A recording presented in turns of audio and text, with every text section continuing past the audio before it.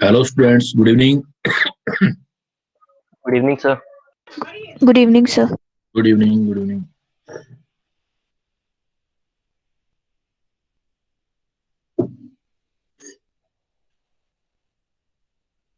बेटा last time में क्या किया था हम लोगों ने?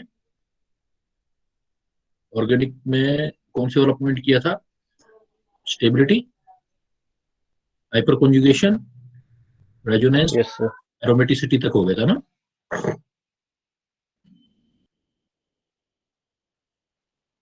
देखो अब कुछ जनरल टर्म्स हैं वो स्टार्ट करते हैं। देखो, एक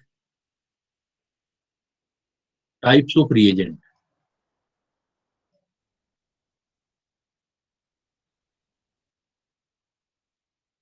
रिएजेंट बेटा जो हम जिससे रिएक्शन कराते हैं, जो कम अमाउंट के अंदर जो अटैक करता है उसको हम रिएजेंट बोलते हैं। तो इसमें हम कहते हैं कि एक बोलते हैं इलेक्ट्रोफाइल,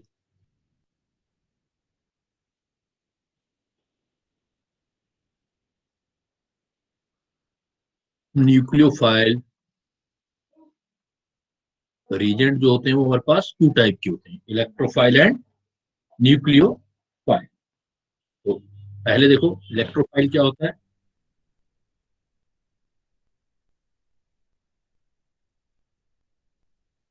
देखो इलेक्ट्रो का मतलब इलेक्ट्रॉन है, फाइल का सर मतलब हाँ सर लास्ट क्लास में थोड़ा स्टार्ट कर दिया था। स्टार्ट कर दिया था ये वाला बेटा, यस इलेक्ट्रोफाइल Yes, sir.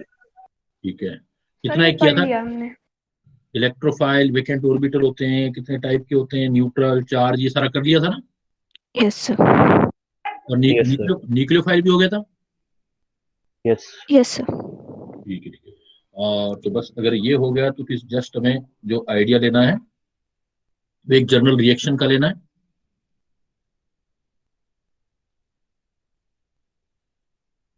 ये भी बता दिया था बेटा, जनरल रिएक्शन उसमें ये पार्ट होते हैं, रिएक्टेंट, सबस्ट्रेट। Yes, sir. ये हो गया था सबस्ट्रेट।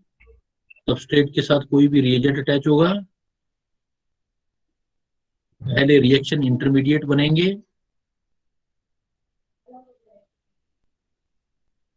ये हो गया था बेटा।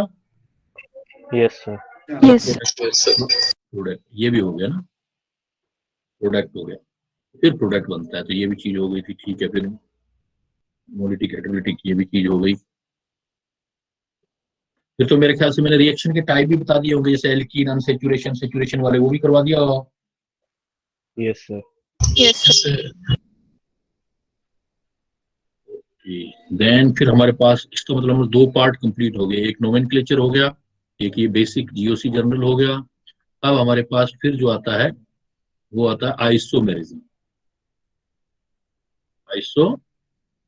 या आइसोमेरिज्म। आइसोमेरिज्म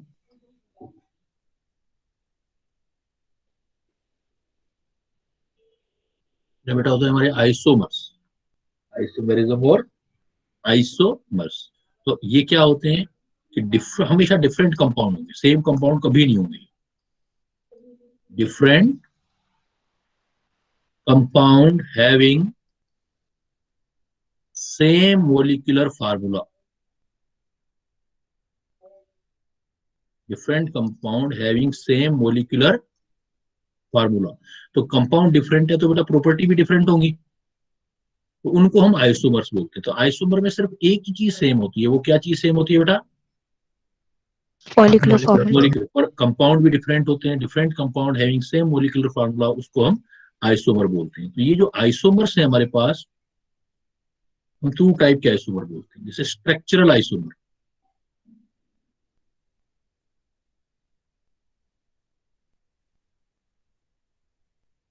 एक बोलते हैं स्टीरियो आइसोमर।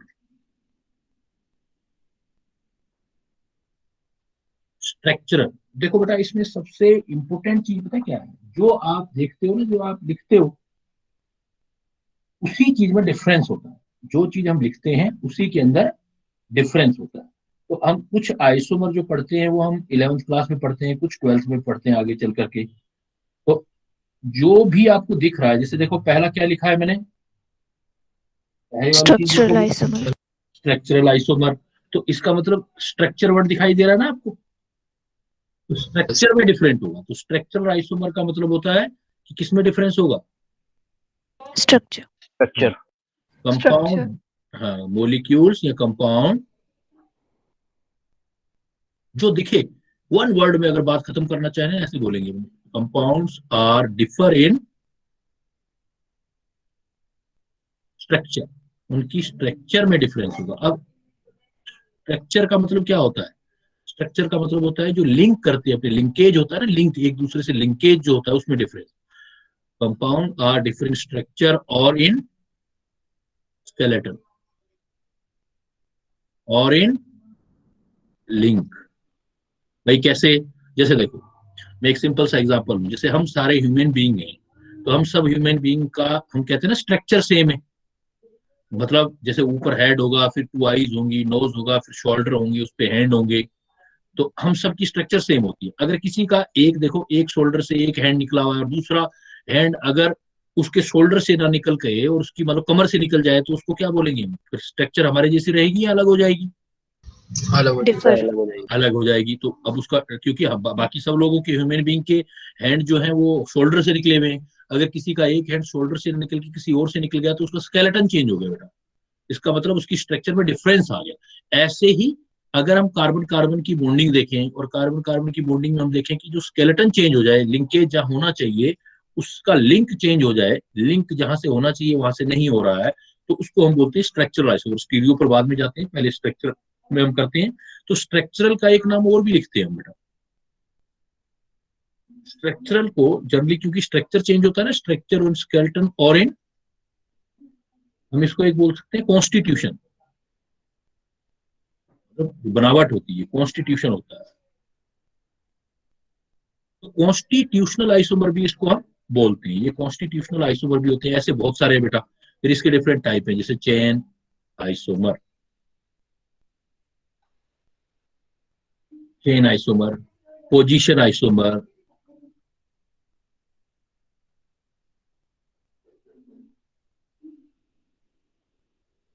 फंक्शनल आइसोमर, ये सब स्ट्रक्चर वाले पार्ट हो गए। फंक्शनल आइसोमर,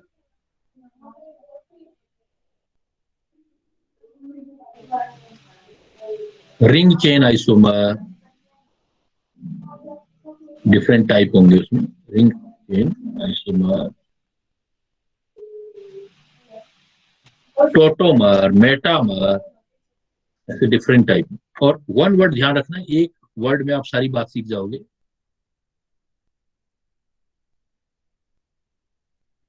टोटोमर्स,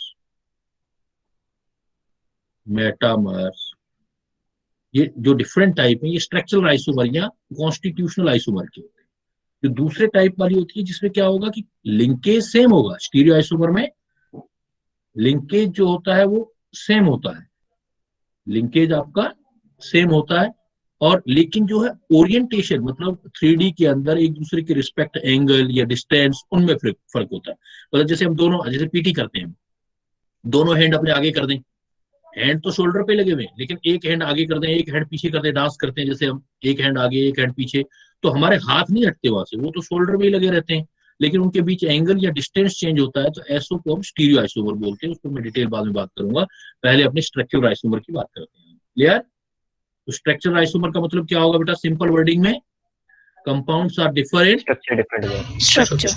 मतलब स्केलेटन, मतलब लिंक, मतलब कॉन्स्टिट्यूशन, और वो अब डिफरेंट जो नाम देखो, मैं जो है आपको एक ही बात बोल रहा हूँ, जो नाम देखते हो ना उसी में चेंज आता है। जैसे फर्स्ट पार्ट देखो आपने कौन सा लिखा है, चेन आइसोमर। Chain isomer. तो इसमें क्या होगा बेटा, देखो चेन आइसोमर में सोचो डिफर किस में होगा, डिफरेंस किस में होगा, चेन डिफर। चेन डिफर होगी, डिफर इन main chain, main carbon chain. अगर अपनी कार्बन चेन में अगर डिफरेंस है तो वो चेन आइसोमर है। जैसे एग्जांपल देखो, और डिफर इन मेन कार्बन, सी का मतलब है carbon, carbon chain of member of same family, family भी सेम होगी बेटा, सिर्फ सेम फैमिली के कार्बन चेन के जो मेंबर हैं उनके अंदर डिफरेंस। एज एग्जांपल आपको याद होगा, जैसे एल्केन है बेटा, एल्केन है ना, एल्केन का जनरल फार्मूला क्या लिखा था हमने, CN H2N+2। H2N+2। अब मैं आपको ये बोलूं कि इसमें आपको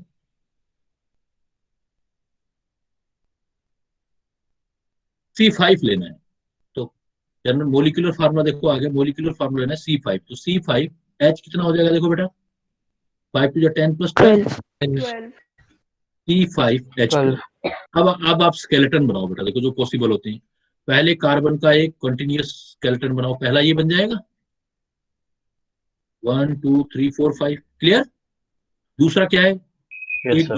ब्रांच बना दो, Yes, sir. 5 की बजाय 4 कर दो बेटा, और एक ब्रांच बनाओ। ब्रांच पहले और लास्ट वाले से तो बनेगी नहीं, किससे बनेगी, या तो मिडल वाले किसी से भी, तो किसी से बना दो, जैसे ये बना दो।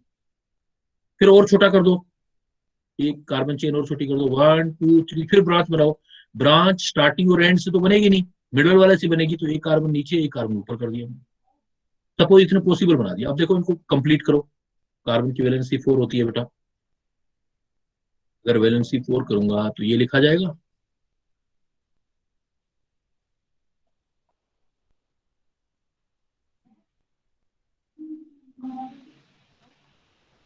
आप हमेशा जब भी आपको चेक करना हो बेटा, आयुपैक नेम लिखो, हमेशा आयुपैक नेम लिखो, उससे आपको हमेशा क्लियर कट आंसर मिलेंगे, क्योंकि दो नेम आयुपैक सेम हो ही नहीं सकते, और नहीं हो सकते तो आपको अपने आप पता लग जाएगा कि डिफरेंस किसमें आ रहा है। जैसे पहले वाले का बेटा आयुपैक नेम लिखो, अब क्या लिखोगे, मैंने पढ़ा दिया आपको, पहले वाले का क्या लिखेंगे हम नाम, very good, pentane.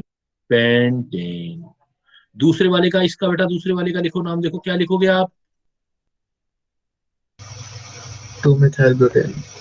2-मिथाइल butane. Formula तो सबका सेम जा रहा है ना। तीसरे वाले का लिखोगे, देखो क्या लिखोगे IUPAC name, 2 Dimethyl। Dimethyl. 2-dimethyl propane। Two dimethyl propane, clear.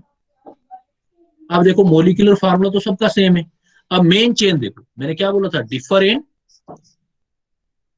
Main carbon chain. Main carbon chain कितने कार्बन की है, देखो ये पहले वाले में 5। 5 कार्बन। 5। दूसरे वाले में देखो बेटा 4। 4। तीसरे वाले में देखो 4। 3। 3। तो मेन चेन यहाँ पर 3 कार्बन की, तो डिफरेंस 3. किसमें आया, कार्बन चेन। कार्बन चेन में। इसलिए ये आपस में क्या होंगे बेटा, तीनों आइसोमर चेन है, लेकिन आइसोमर्स। कौन से Chain isomer, isomer। Chain isomer, I think Isomers। है ना, chain isomer, understood. Yes। Yes, IUPAC लिख के देखो, आयुपैक लिख के देखो, हमेशा आयुपैक अलग अलग आएंगे, और चेन में डिफरेंस आ रहा है, it mean chain isomer. Is it clear. Yes, sir. yes। तो किसी में भी आप बना सकते हैं, नॉट ओनली, मतलब फैमिली सेम होगी, सेम फैमिली। अच्छा एक बात बताओ, अगर फैमिली सेम है तो कौन सी प्रॉपर्टी सेम होगी, केमिकल या फिजिकल। अगर फैमिली सेम होती है, जैसे मान लो कोई सोनी है, तो सोनी का काम मेन क्या होता है, सोना बनाना, है ना। कोई लोहार है तो उसका मेन काम क्या हो गया, लोहा बनाना। तो फैमिली जो होती है उनका मेन काम, मतलब मेन केमिकल प्रॉपर्टी हमेशा सेम हो। जब भी आपके ऐसे आइसोमर होंगे, अगर फैमिली सेम आती है, जैसे सेम फैमिली के मेंबर हैं, ये भी एल्केन है बेटा, ये भी एल्केन है, ये भी एल्केन है, तो जब भी ऐसा होगा तो कौन सी प्रॉपर्टी सेम होगी, केमिकल प्रॉपर्टी। हमेशा केमिकल प्रॉपर्टीज सेम होंगी बेटा इनकी। तो डिफरेंस कौन सी प्रॉपर्टी में होगा, फिजिकल प्रॉपर्टी। फिजिकल। अगर सेम फैमिली के मेंबर हैं तो फिजिकल प्रॉपर्टी में सिर्फ डिफरेंस होगा, मतलब कोई छोटा होगा कोई बड़ा होगा, तो उसमें डिफरेंस होगा, लेकिन chemical properties same. Clear. Yes, sir. दूसरा कौन सा आइसोमर बताया था मैंने आपको, पोजीशन आइसोमर। Position isomer. इसमें तो मेन चेन, अच्छा चेन में क्या बोला मैंने, differ in main carbon chain. और मेन कार्बन चेन में डिफर किसमें, डिफर इन, ज्यादा बेस्ट ऐसे लिख देना आपने, differ in length of main carbon chain. Clear है बेटा। Yes, sir. यस। डिफर भी किसमें, ये भी पता होना चाहिए, लेंथ में। जैसे देखो एग्जांपल देखो, जैसे मान लो मैं एक एग्जांपल लिखता हूँ आपके लिए, मैंने ऐसे लिख दिया, ऐसे बना दिया,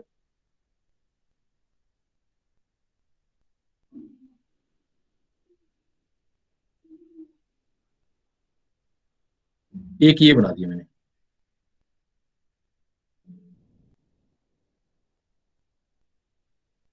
एक ये बना दिया मैंने,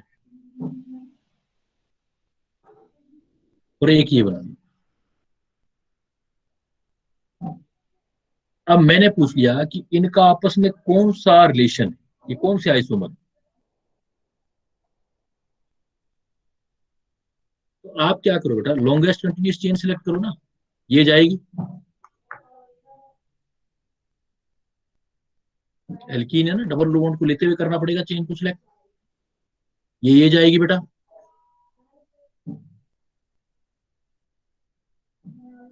ये जाएगी।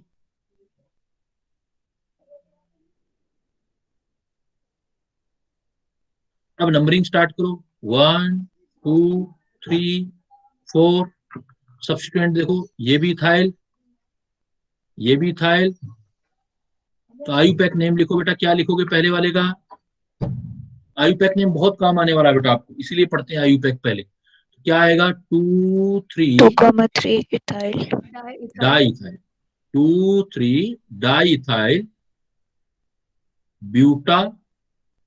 कौन कौन सा डाइन, 1 3 1 3 डाइन, है ना।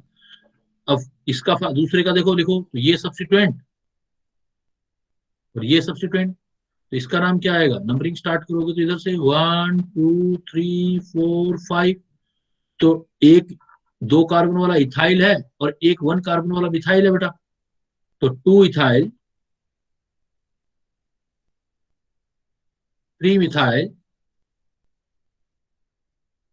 5 कार्बन है तो पेंटा 1 3 डाइइन। देखो मोलिकुलर फार्मूला तो सेम है ना, क्योंकि 2 कार्बन और ब्यूटा मतलब 6 कार्बन, इसमें 6 ही कार्बन, इसमें पेंट ज्यादा कार्बन आ रहे हैं। डाई इथाइल नहीं, ज्यादा हो गए ना, 2 2 4, तो ये 5 6 7 8 हो गए टोटल, डाई इथाइल है। तो हर किसी में देखो मोलिकुलर फार्मूला सेम आ रहा है, फर्क किसमें आ रहा है देखो, ये ब्यूटा और ये पेंटा। पेंटा। और इसका लिखोगे तो 1 2 पे डबल बॉन्ड, लेकिन सब्स्टिट्यूएंट 3 पे जा रहा है। इधर से स्टार्ट करूंगा तो 2 पे डबल बॉन्ड, 3 पे कहीं से कर दो, कोई फर्क नहीं पड़ता। 1 2 3 4 5 6। इसमें देखो एक सब्स्टिट्यूएंट एक सब्स्टिट्यूएंट, तो 3 4 डाइमिथाइल, कार्बन डाइमिथाइल वाले को हेक्स आ रहा होगा, हेक्सा कितने कितने पे 2 4 डाई ई। तो अब नाम लिखोगे तो अभी स्ट्रक्चर से देखने से पता नहीं लग रहा था, लेकिन नाम लिखा देखो आपको पता लग गया। तो डिफरेंस किसमें आया बेटा, कार्बन चेन कार्बन चेन के अंदर डिफरेंस आया। तो कार्बन चेन के अंदर डिफरेंस आया तो इसका मतलब ये आपस में कौन से आइसोमर है, chain chain isomer. Isomer. Clear clear, चले आगे। Yes sir. दूसरे वाला कौन सा आइसोमेरिज्म बताया था मैंने, पोजिशनल। अब सोचो जरा बेटा किसमें डिफरेंस होगा, position of carbon. Position. Position. अब पोजीशन यहां ध्यान रखना है कि पोजिशनल आइसोमर कर रहे हो तो किसकी पोजीशन में डिफरेंस होगा, ये जरूर ध्यान देना। तो सेकंड पोजिशनल आइसोमर, ये तो क्लियर है कि डिफरेंस जो होगा पोजीशन होगा, तो सेम मोलिकुलर फार्मूला होगा बट डिफरेंट इन पोजीशन। लेकिन किसकी, ये याद रखना, डिफर इन पोजीशन।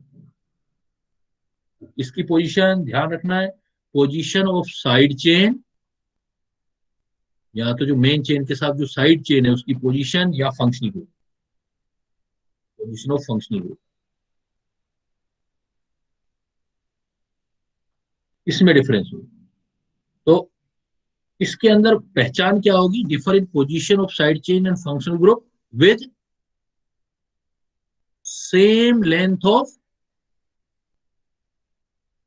इसका main carbon chain, carbon chain carbon chain वो सेम होनी चाहिए, उसकी लेंथ सेम होनी चाहिए, same length of carbon chain. फर्क होना चाहिए पोजीशन में, पोजीशन किसकी, साइड चेन और फंक्शनल ग्रुप। साइड वाला या फंक्शनल ग्रुप है तो फंक्शनल ग्रुप के अंदर आपका चेंज होना चाहिए, यानी कि ऊपर वाला आप पहले क्रॉस करोगे।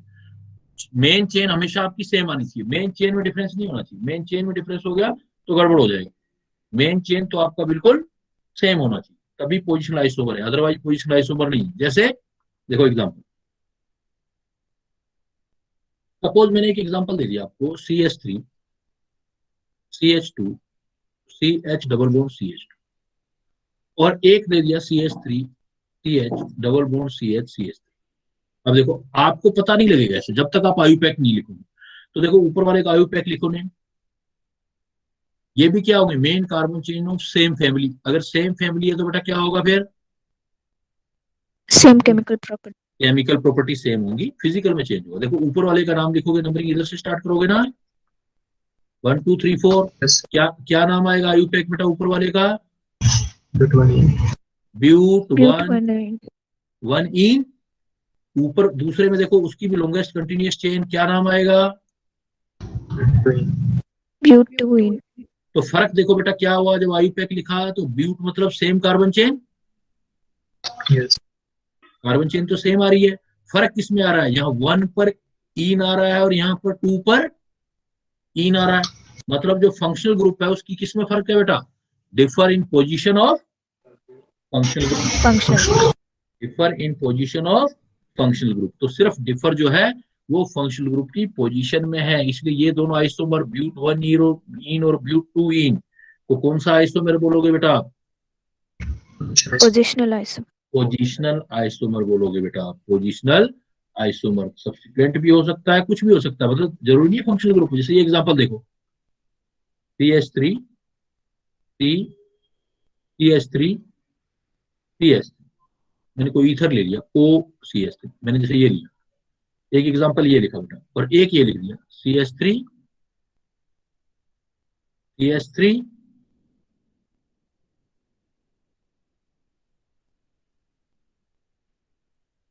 ये लिख दिया। अब मुझे सपोज इसमें कंटिन्यूअस नेम लिखना है, तो देखो ये पार्ट तो सेम है ना, ईथर वाला ये वाला था, Yes. ये आपका सेम है, बाकी आयुपैक नेम लिखो तो पता लग जाएगा। अब इधर वाले की लॉन्गेस्ट कंटिन्यूअस चेन सेलेक्ट करनी है मुझे, वो तो 3 कार्बन की आएगी लॉन्गेस्ट कंटिन्यूअस चेन सेलेक्ट करूंगा तो, जैसे ये है ना, नंबरिंग करूंगा तो 1 2 3 आ जाएगा बेटा। Yes. तो इसका मतलब सब्स्टिट्यूएंट कौन सी नंबर पोजीशन पे लगा हुआ है, यहाँ पर एक CH3, सेकंड। यहाँ भी लॉन्गेस्ट कंटिन्यूअस चेन सेलेक्ट करूंगा वो तो यही आएगी ना ऑक्सीजन से इधर वाली। Yes. नंबरिंग स्टार्ट करूंगा तो जहां से O है वहां से नंबरिंग स्टार्ट करनी पड़ेगी ना मुझे, 1 2 3। यहां पर CH3 देखो किस ग्रुप पे लगा हुआ है, 2. Two. 2 पर। तो आपका देखो दोनों ही केसेस में O के साथ आपने अटैच किया, तो यहाँ भी 1 2 3 आया, 2 पर सब्स्टिट्यूएंट, इधर भी देखा 1 2, हाँ लेकिन एक फर्क आ गया देखो। अब देखो जो OCH3 अटैच है बेटा वो देखो किस पोजीशन पे अटैच है, यहाँ पर सेकंड। Second. सेकंड।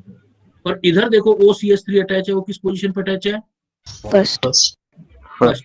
इसका मतलब फर्क किसमें आ रहा है, फंक्शनल ग्रुप। नहीं फंक्शनल ग्रुप में फर्क नहीं आ रहा बेटा, फंक्शनल ग्रुप OCH3 की पोजीशन में पोजीशन में फर्क आ रहा है। भाई यहाँ पर हम बोलेंगे OCH3 जो है तो सब्स्टिट्यूएंट ही है ना, ये भी OCH3, ये 2 नंबर पे, और यहाँ पर OCH3 किस पे आ रहा है, 1 नंबर पर। फर्स्ट। तो जब नाम लिखोगे तो इसको 2 मिथॉक्सी लिखोगे ना पहले आप, 2 मिथॉक्सी, फिर जो मिथाइल है वो भी 2 मिथाइल प्रोपेन। इसका लिखोगे तो 1 मिथॉक्सी 2 मिथाइल प्रोपेन। तो कार्बन चेन देखो बेटा दोनों केसेस में सेम। सेम, 2 मिथाइल, इस सब्स्टिट्यूएंट की पोजीशन भी सेम बेटा, फर्क सिर्फ किसमें आ रहा है, Position. मिथॉक्सी की पोजीशन पे, मिथॉक्सी की पोजीशन पे फर्क आ रहा है। क्लियर है, कर लोगे। Yes. तो बस आप एक ध्यान रखना है, जो वर्ड लिख रहे हो ना बेटा, जो वर्ड लिख रहे हैं उसी के अंदर डिफरेंस है। पोजीशनल आइसोमर मतलब पोजीशन में डिफरेंस, और पोजीशन किसका, चाहे तो साइड चेन हो, चाहे आपकी कोई साइड चेन कैसे, कोई भी अगर जैसे आप ऐसे लिखते हो,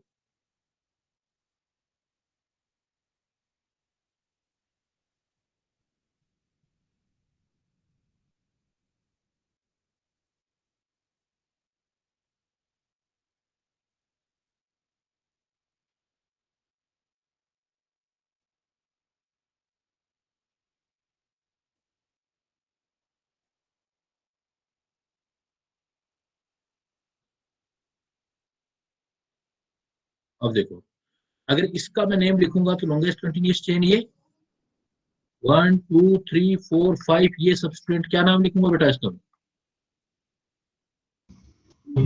2 मिथाइल तो मिथाइल पेंटेन। इसमें लॉन्गेस्ट कंटिन्यूअस चेन सिलेक्ट करूंगा तो क्या नाम लिखूंगा?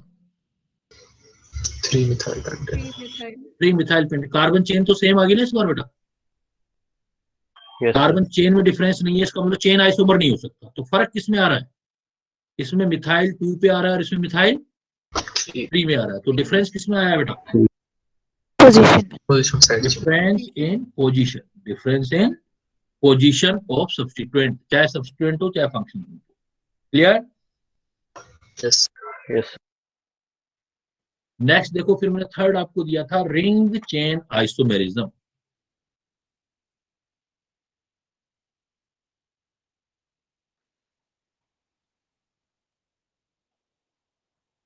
रिंग चेन आइसोमर्स, इसमें क्या होगा? इसमें जो डिफरेंस होगा ना, रिंग और चेन फॉर्म में फर्क होगा। जो नाम है बस उसी के अंदर फर्क देखना है। डिफर इन मॉलिक्यूलर फार्मूला तो सेम ही है, खैर differ in ring and chain form.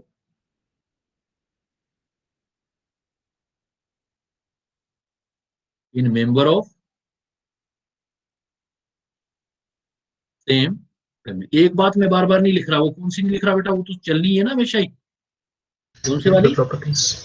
नहीं, molecular formula. Molecular Same form. molecular वो तो formula. आइसोमर है तो अंडरस्टूड है बेटा। तो मोलिकुलर फार्मूला आपने हमेशा क्या लेना है? सेम ही लेना है ना। जैसे देखो, जैसे मान लो मैं ये लिख देता हूँ बेटा CH2 CH2 CH2, और एक लिख देता हूँ CH3 CH double bond CH2, ये दो चीजें लिखता हूँ। तो देखो फर्क किसके अंदर आ रहा है? कौन सी फॉर्म के अंदर फर्क आ रहा है? Different ring Ring ring and chain. और चेन। भाई ये सीधी चेन आ गई और इसका नाम हो जाएगा साइक्लोप्रोपेन। अच्छा, ये फैमिली जो है ना वो सेम नहीं रहेगी, मेंबर ऑफ डिफर फैमिली, क्योंकि ये चेन है तो साइक्लो एल्केन हो गया। साइक्लो जैसे प्रोपेन, ये साइक्लो प्रोपेन, और ये प्रोपीन, प्रोप 1। लेकिन फार्मूला देखोगे तो सेम आएगा, फार्मूला देखोगे तो आपका सेम आएगा, लेकिन ये फर्क होगा। जैसे ऐसे ही देखो एग्जांपल, ये एग्जांपल दिया, जैसे ये एग्जांपल देखो, मैंने एक क्या कर दिया, ये कर दिया, और एक ये कर दिया, तो दोनों का मोलिकुलर फार्मूला तो सेम है ना बेटा। 4 कार्बन है दोनों में, है ना। दोनों में देखोगे तो कार्बन 4 ही है और हाइड्रोजन 8 ही है दोनों में, CH3। अब कार्बन यहाँ कार्बन यहाँ कार्बन यहाँ कार्बन कुछ नहीं है, तो CH2 ले लो, 4 वैलेंसी करते हैं ना, इसमें एक है। तो देखोगे यहाँ कार्बन यहाँ कार्बन यहाँ कार्बन यहाँ कार्बन, फार्मूला बना के देखना। बट एक में चेन छोटी है, एक में चेन बड़ी है। इसका मतलब आपस में ये दोनों क्या हुए? दोनों क्यों? आप तीसरा आइसोमर भी बना सकते हो इसका। आप क्या करो, चेन बनाते बनाते चेन छोटी करते जाओ, करते करते करते चेन ओपन करो। जैसे आपने मान लो ये 4 कार्बन वाली बनाई chain, CH2 CH2 CH2 CH, एक ये बना। फिर आपने क्या 3 कार्बन वाली बनाई, CH2 CH2, फिर आपने क्या चेन बनाई नहीं, CH3 CH2 CH double bond. Formula तो सबका सेम आ गया ना बेटा। तो ऊपर जो है वो ये आपस में क्या हुए, नाम लिखोगे तो दोनों में क्या आएगा? Ring chain isomer. Ring chain isomer, दोनों में रिंग चेन आइसोमर। और आगे चल के मैं बताऊंगा कि डबल बॉन्ड और रिंग इक्विवेलेंट होते हैं। मान लो एक डबल बॉन्ड है, वन डबल बॉन्ड इक्विवेलेंट होता है वन रिंग। तो आप इनमें देखोगे ना, इसमें देखो क्या हो गया, वन रिंग, इसमें क्या हो गया, इसमें भी वन रिंग, और इसमें क्या है देखो बेटा, वन डबल बॉन्ड। तो रिंग, क्योंकि डबल बॉन्ड भी एक छोटी रिंग है एक तरह से देखा जाए तो, ये देखो ऐसे, एक डबल बॉन्ड किसके बराबर होता है, one ring. One ring. One ring के बराबर होता है डबल बॉन्ड। तो इनमें जो रिंग और डबल बॉन्ड का नंबर होगा ना, हमेशा वो सेम आए। क्लियर? Yes, sir. तो अभी तक देखो कितने आइसोमर हो गए हमारे, कौन कौन से वाले, chain isomers, Three. Position isomers and position ring chain isomer, isomer. Ring chain isomer. यहाँ पर एक नई चीज और बता दी मैंने, उसको हम बोलते हैं डबल बॉन्ड इक्विवेलेंट। नोट करके दे देता हूँ, ये सेम होना चाहिए इसका, डबल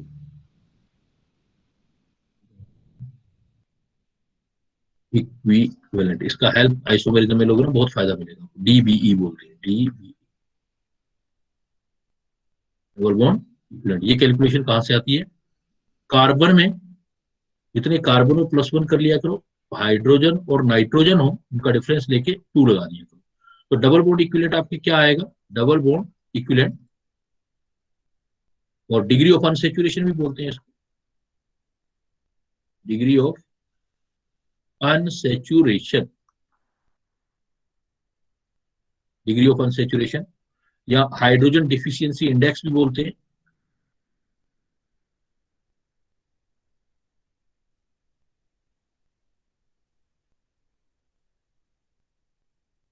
तो इससे हमें बड़ा हेल्प मिलता है स्ट्रक्चर डिसाइड में। डबल बॉन्ड इक्विवेलेंट, मान लो अगर आपके पास वन आ जाए तो क्या पॉसिबिलिटी है, वन आ जाए तो या तो क्या होगा, one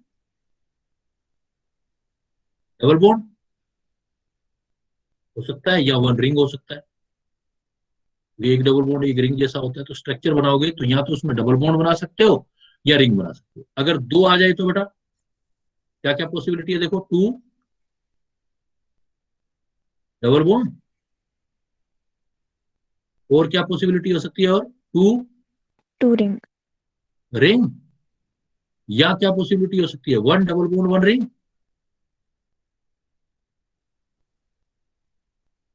one double bond plus one ring, या क्या पॉसिबिलिटी हो सकती है, वन ट्रिपल बॉन्ड। बहुत सारी पॉसिबिलिटी निकल के आती है। ट्रिपल बॉन्ड में भी तो दो डबल बॉन्ड होते हैं, ऐसे ट्रिपल बॉन्ड करोगे तो एक ये एक ये। तो अगर ऐसी अगर थ्री करेंगे तो बहुत सारी पॉसिबिलिटी आ जाएगी। ऐसे ही एक काफी एक जो है बड़ी फेमस प्रोबेबिलिटी है कि सपोज मैं बेंजीन रिंग बना दूं, बेटा बेंजीन रिंग समझते हो ना, Yes. बेंजीन रिंग का डबल बॉन्ड इक्विवेलेंट बताओ कितना होगा,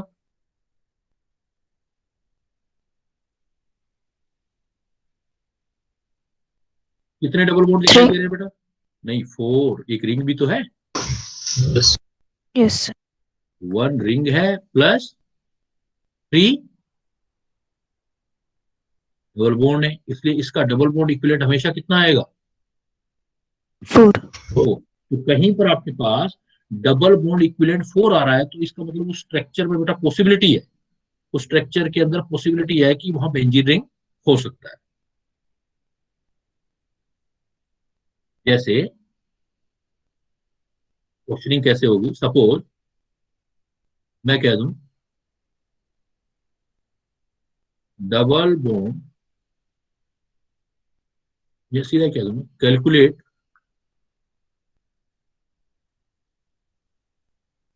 double bond equivalent of compound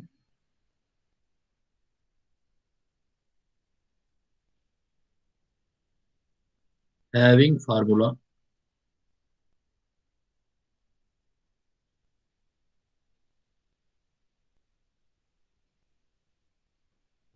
C7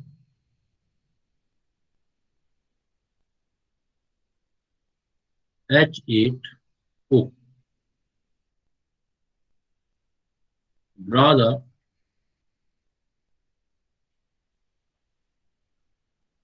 aromatic structure, ये क्वेश्चन है C7H8O और इसकी एरोमेटिक स्ट्रक्चर बनाना। देखो बेटा कितनी बनाएंगे अपनी, देखो सबसे पहले डबल बॉन्ड इक्विवेलेंट निकालो। क्या फार्मूला, जितने कार्बन हो उसमें क्या बताया था मैंने, +1 माइनस हाइड्रोजन और नाइट्रोजन हो तो उनका डिफरेंस अपॉन 2। मैं ये ले लेता हूं, इतना आएगा। देखो बेटा कार्बन कितना आया, 7 और 1 8, हाइड्रोजन कितना है 8, नाइट्रोजन है ही नहीं, बाई 2 कितना पॉसिबल हो गया, 8 माइनस 4 मतलब 4 आ गया। तो 4 का मतलब क्या हो सकता है, बेंजीन रिंग,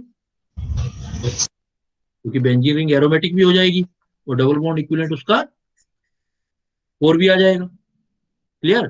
तो अब स्ट्रक्चर बनाऊं तो क्या बन सकती है, देखो पहली स्ट्रक्चर तो ये बन सकती है C6 बेंजीन, ऐसे बना दूं और यहां CH2 लगा दूं और OH लगा दूं। एक पॉसिबिलिटी तो ये हो, है ना। एक पॉसिबिलिटी क्या हो गई, बेंजीन रिंग बना दूं, इधर CH3 बना दूं और इसके पास वाली पोजीशन पे OH, फिर OH की पोजीशन चेंज करता जाता हूं। देखो बेटा CH3 यहां लगा दूं, OH यहां लगा देता हूं, फिर CH3 वहीं फिक्स करता हूं, OH यहां से ला करके यहां लगा देता हूं। ये पॉसिबिलिटी एक ये हो गई, बेंजीन रिंग बना देता हूं, O पहले ले लेता हूं फिर CH3 ले लेता हूं। अब देखो आप कितनी सारी पॉसिबिलिटी होगी, है ना, 4 यस 5। सर। तो आप स्ट्रक्चर ड्रॉ, क्योंकि बेंजीन रिंग बनाना ही बनाना है, 4 आया है तो आप बाकी चीजों को कनेक्ट करते रहो। तो आप देखोगे कि पहले वाला तो एल्कोहल हो गया, CH2 के साथ OH आता है तो एल्कोहल हो गया, फिर ये भी एल्कोहल है लेकिन बेंजीन रिंग के साथ OH है, ये ऑर्थो मेटा पैरा हो गए, ये ऑर्थो मेटा ये पैरा, और ये ईथर भी हो गया, ऊपर वाले एल्कोहल है। तो बना के देख सकते हो। तो इसमें ना, इसमें और कोई चीज काम नहीं आएगी, इसमें आपको बनाने का मतलब बनाना आना चाहिए, उसी चीज पर डिपेंड करेगा कि कितनी पॉसिबिलिटी बना सकते हो। क्लियर। जैसे देखो मान लो डबल बॉन्ड इक्विवेलेंट इसका निकालना है, एक होता है, मैंने आपको नेमिंग में करवाया था एनिलीन, आपको उसका डबल बॉन्ड इक्विवेलेंट निकालना है, double bond equivalent of aniline. क्या फार्मूला होता है बेटा एनिलीन का, C6H5NH2, C6H5NH2 है, डबल बॉन्ड इक्विवेलेंट निकालो। कार्बन कितने, 6+1, हाइड्रोजन देखो 5 ये 2 ये 7, नाइट्रोजन माइनस करना है, 1 है बाई 2, तो ये कितना हो गया बेटा 6 और 1 7 माइनस 3 4 आ गया। 4 आ गया तो इसका मतलब डबल बॉन्ड इक्विवेलेंट 4 में काफी पॉसिबिलिटी होती है, वैसे एनिलीन पता ही है हमें, जैसे क्रॉस चेक करने के लिए कह रहा था। तो आपको इसका मतलब बेंजीन रिंग होगी, उसके ऊपर क्या आ जाएगा, एक NH2 आ जाएगा, एनिलीन बन जाएगा। बेंजीन रिंग है, बेंजीन रिंग में 3 डबल बॉन्ड और 1 रिंग, तो डबल बॉन्ड इक्विवेलेंट 4 आ जाएगा। क्लियर। Yes, sir. तो अगेन इससे हमें क्या थोड़ा हेल्प मिलेगा कि हमें अगर आइसोमर कैलकुलेट करने हो, बना के देखने हो, तो हम बना सकते हैं डबल बॉन्ड इक्विवेलेंट निकाल के, जिसको हम अदर नेम भी बोलते हैं, डबल बॉन्ड इक्विवेलेंट भी बोलते हैं, हाइड्रोजन डिफिशियंसी बोलते हैं, डिग्री ऑफ अनसैचुरेशन बोलते हैं। उससे हमें आइडिया मिलने लग जाते हैं कि स्ट्रक्चर बनाना किस साइड से। फिर थर्ड टाइप का, थर्ड या फोर्थ जो भी हमने पढ़ा, फिर आइसोमर पढ़ा था हमने फंक्शनल आइसोमर।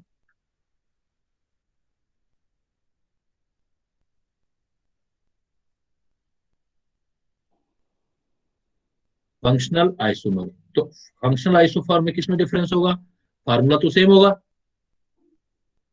मोलिकुलर फार्मूला तो सेम, बट डिफरेंस किसमें होगा, बट ये जो होगा ना डिफर इन फंक्शनल ग्रुप, मतलब फंक्शनल ग्रुप ही चेंज हो जाएगा, but differ in functional group की पोजीशन नहीं बेटा, पूरा फंक्शनल ग्रुप ही चेंज हो जाएगा, डिफर इन क्या बोलोगे, फंक्शनल ग्रुप। अगर फंक्शनल ग्रुप भी चेंज हो गया तो इसका मतलब इनमें दोनों में डिफरेंस आएगा, क्योंकि फैमिली चेंज होगी, फैमिली में ही डिफरेंस आ गया। और जब बेटा फैमिली डिफरेंट होती है तो दोनों प्रॉपर्टी में डिफरेंस आता है, chemical property and physical property.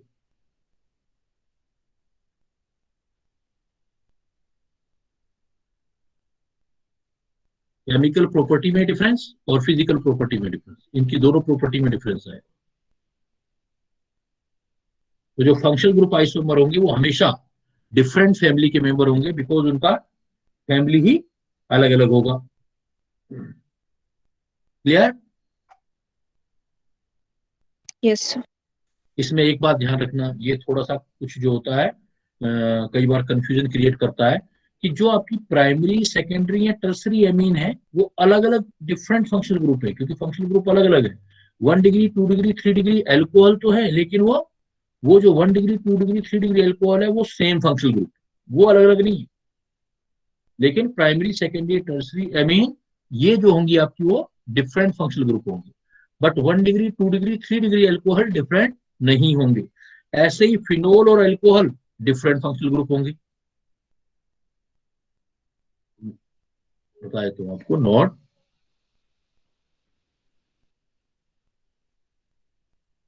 एक तो फिनोल एंड एल्कोहल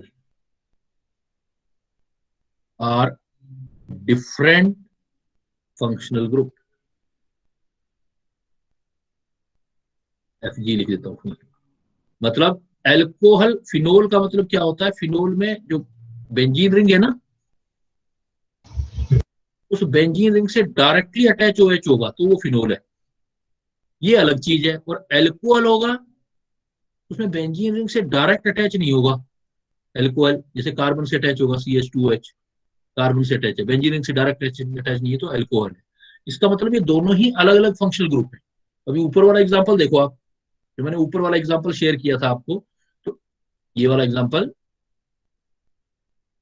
ये वाला देखो। अब इसमें मुझे बताओ जो फर्स्ट वाला मेंबर है वो क्या लिखा है मैंने, देखो, क्योंकि कार्बन के साथ OH है तो क्या है ये, अल्कोहल। एल्कोहल। लेकिन इधर देखो तो दूसरे वाले एग्जांपल है आपके पास, इसमें OH किसके साथ अटैच है, इसमें, इसमें और इसमें। इसको मैंने ऑर्थो मेटा पैरा नाम दिया था, इसका मतलब ये तीनों क्या है, phenol. Phenol. Second, third, fourth, ये फिनोलिक फंक्शनल ग्रुप है। तो एल्कोहलिक अलग होता है, फिनोलिक फंक्शनल ग्रुप अलग होता है। इसका मतलब ये और ये आपस में जो है फंक्शनल ग्रुप आइसोमर है, एक ही फैमिली के मेंबर नहीं है। एल्कोहल फैमिली अलग है और फिनोल फैमिली अलग है। फिनोल में क्या पहचान होगी बेटा, फिनोल वाली कौन सी बोलोगे, directly attach to. Directly attached. Directly attach benzene ring के साथ होना चाहिए। ऐसे ही फिर देखो दूसरी इंपॉर्टेंट चीज मैंने आपको बताई कि मैंने बताया कि फिनोल और एल्कोहल को आप सेम फंक्शनल ग्रुप नहीं बोलोगे। फिनोल अलग फंक्शनल ग्रुप है क्योंकि प्रॉपर्टी केमिकल फिजिकल दोनों अलग है दोनों। तो फिनोल और एल्कोहल डिफरेंट फंक्शनल ग्रुप है। इसी टाइप से similarly you can say primary, secondary and tertiary alcohol जो है are same functional group isomer, are same functional group. कैसे, मान लो मैं एक एग्जांपल लिखता हूं बेटा, देखो CH3 CH2 CH2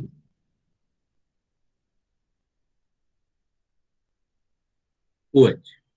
एक एग्जांपल लिखता हूं मैं CH3 CHOH CH2 CH3। एक एग्जांपल में लिखता हूं CH3 COH CH2 CH3।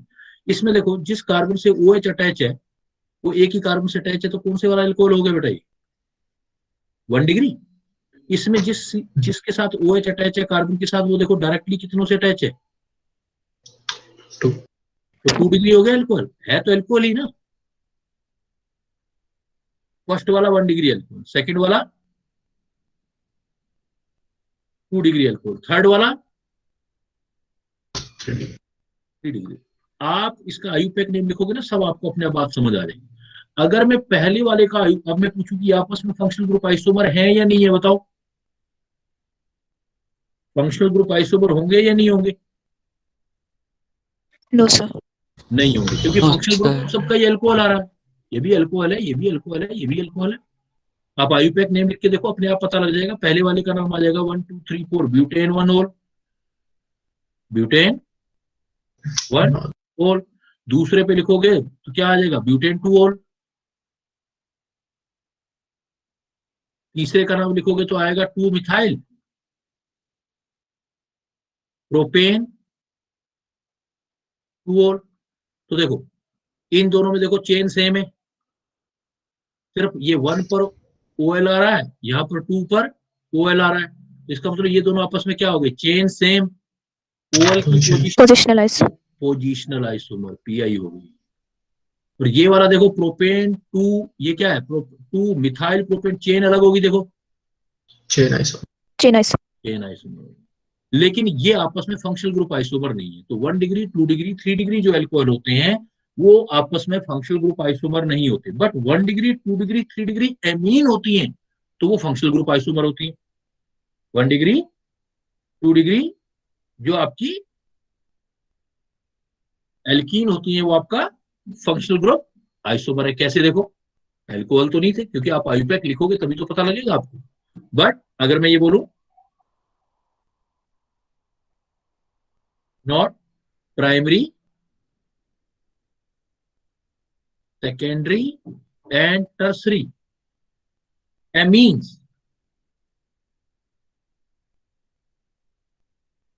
are different functional group, are different functional group।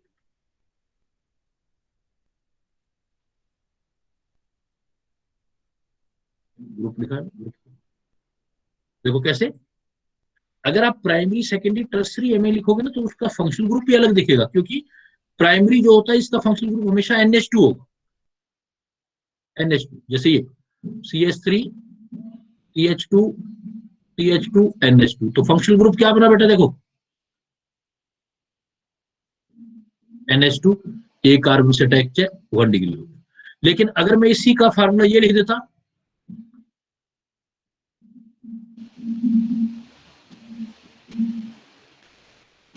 अब देखो, अब फंक्शनल ग्रुप क्या बन गया,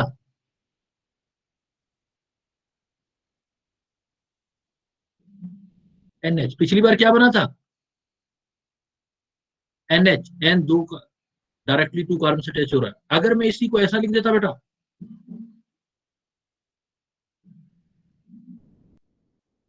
देखो, तो फंक्शनल ग्रुप क्या बना इस बार। पिछली बार फंक्शनल ग्रुप हमेशा क्या बना था एल्कोहल में,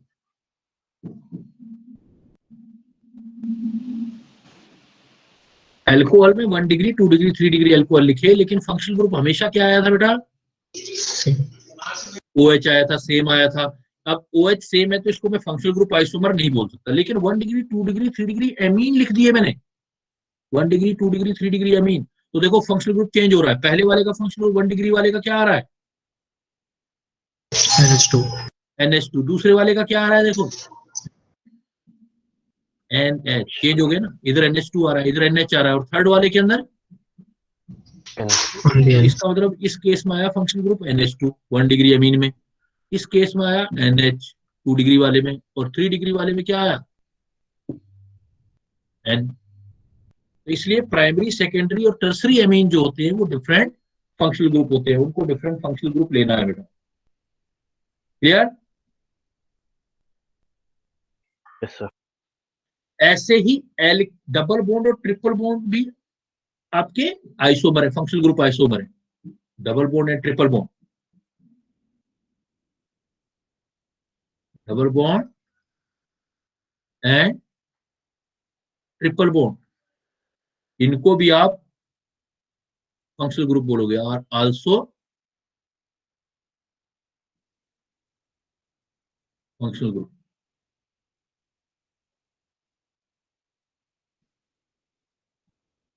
जैसे मैं ऐसे लिख देता हूँ ना कई बार, CH2 TH double bond CH2, एक कंपाउंड ये लिख दिया, देखो एक ये लिख दिया TH3 C triple bond C CH3।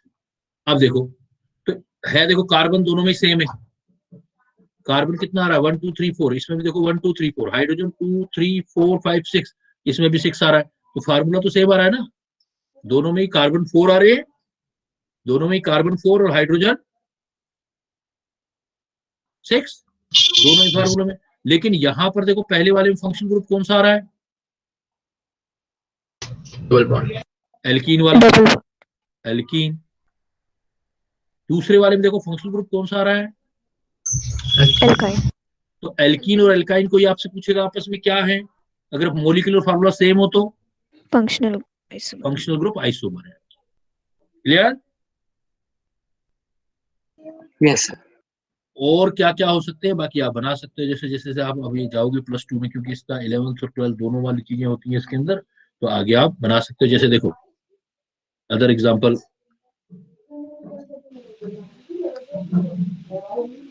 जैसे alcohol and phenol, alcohol and ether, alcohol and ethers are functional group isomer. जैसे देखो मान लो मैंने लिख दिया CH3 CH2OH, है ना, फिर मैंने लिख दिया CH3 OCH3, देखो फार्मूला सेम दोनों का, मॉलिक्यूलर फार्मूला दोनों ही केसेस में देखोगे तो कितना आएगा, कार्बन 2 हाइड्रोजन 6 और एक ऑक्सीजन। लेकिन पहले वाले में फंक्शनल ग्रुप कौन सा आया, देखो बेटा अल्कोहल, OH मतलब एल्कोहल, अल्कोहल। दूसरे वाले में देखो क्या आया है, ईथर, ईथर, O मतलब ईथर। ऐसे ही एल्डिहाइड कीटोन,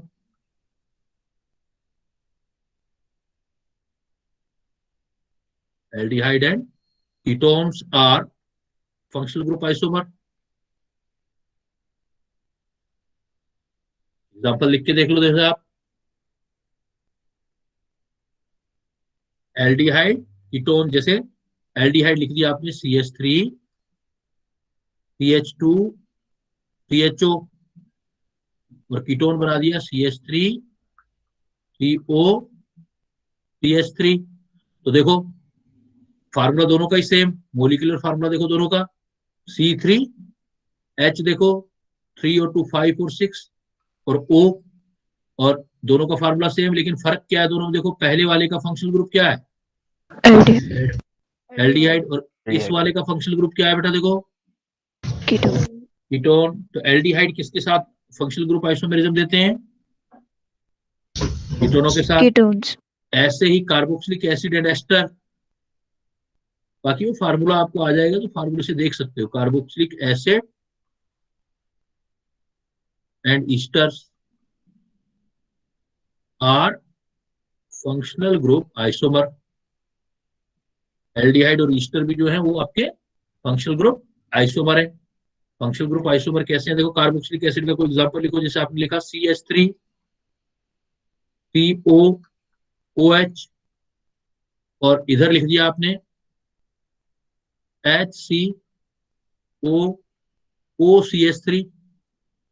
देखो मॉलिक्यूलर फार्मूला दोनों का बिल्कुल सेम, दोनों में कार्बन 2 हाइड्रोजन 4 O2, दोनों में कार्बन 2 H4O2। लेकिन इसमें देखो पहले वाले में फंक्शनल ग्रुप क्या है बेटा, देखो कार्बोक्सिलिक, COH कार्बोक्सिलिक। इसमें देखो क्या आ रहा है, एस्टर, CO ईस्टर। तो हम कह सकते हैं कि कार्बोक्सिलिक एसिड ईस्टर के साथ फंक्शनल ग्रुप आए। तो alkene alkyne 1 degree 2 degree 3 degree amine, aldehyde ketone, alcohol ether, carboxylic acid Easter, ये सब आपस में एक दूसरे के साथ क्या देंगे बेटा, functional group isomer. Isomer. Clear? Yes sir. At least आपको बाकी ड्रॉ करके देखोगे तो क्लियर आ ही जाएगा, याद भी करते रहो तो अच्छा है कि कौन सा किसके साथ दे सकता है आइसोमेरिज्म। फिर देखो अभी तक क्या क्या हो गया, पोजिशन आइसोमर हो गए, चेन आइसोमर हो गए, रिंग चेन आइसोमर हो गए, और फंक्शनल ग्रुप आइसोमर हो गए। नेक्स्ट आ जाओ, देखो आप मेटामेरिज्म, किस नंबर है क्या, मेटामेरिज्म, मेटामर्स मतलब मेटामेरिज्म या मेटावर क्या होता है। इसमें जो होगा कंपाउंड, ये थोड़ा सा ध्यान रख लेना, ये थोड़ा कंफ्यूजिंग कर देता है दूसरे के साथ। तो compound having same molecular formula,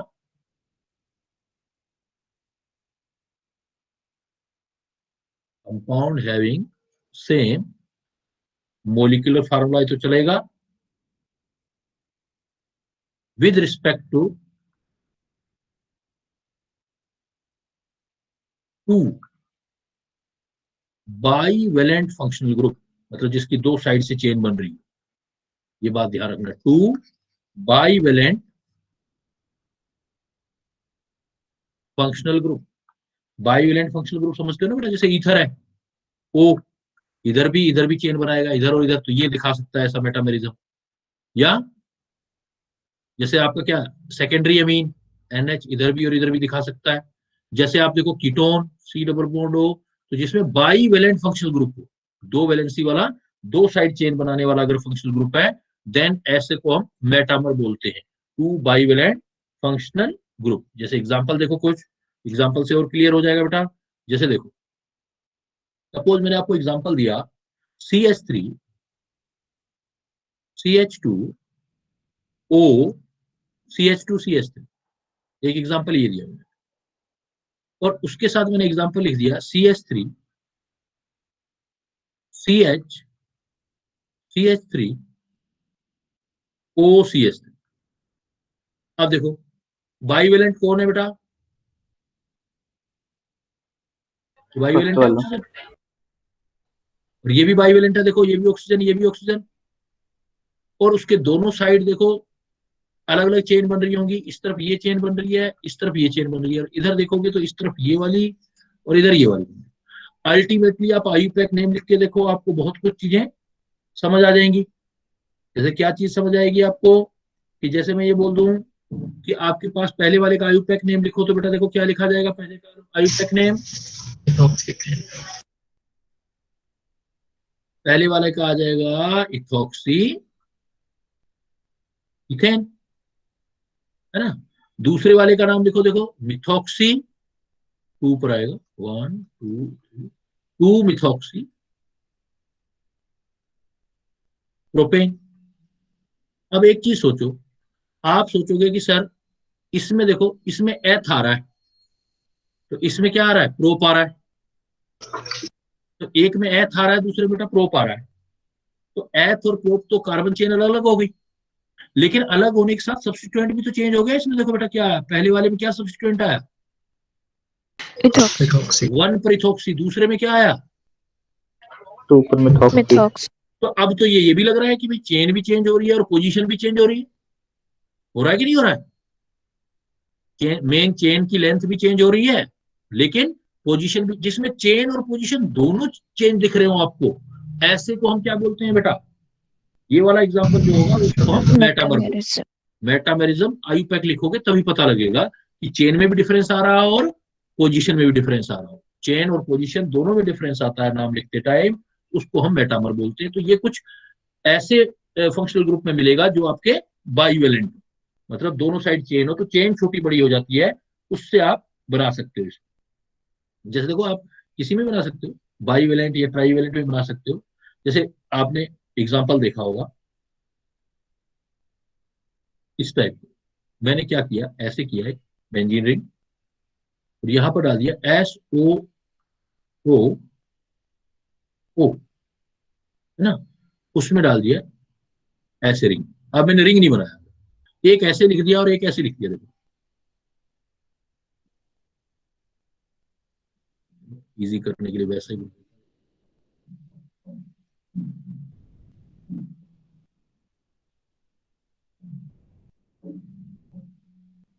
अब जरा देखो आप, इसका मतलब ये बाईवेलेंट यहां से बन गया ना,